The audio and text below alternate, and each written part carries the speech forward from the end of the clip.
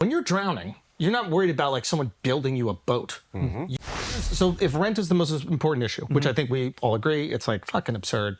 The rent freeze was like incredibly effective communication, right? This idea, because everybody else is talking about, we're going to build all these units.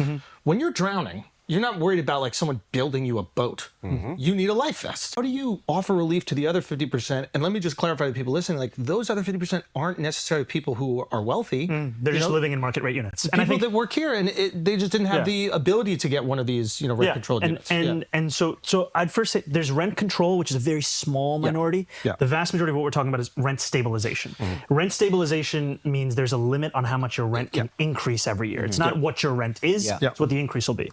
And it's all determined by a board called the Rent Guidelines Board, composed of 9 people that the mayor appoints. Found that landlord profits had increased 12% of those units in the same year that the median household income of tenants of those units was $60,000. And with that information, they decided, let's hike the rent again. So it actually doesn't have to do with the data. Got it. But the point that you're making is right, which is that we have to have a housing policy for all 8.5 million people.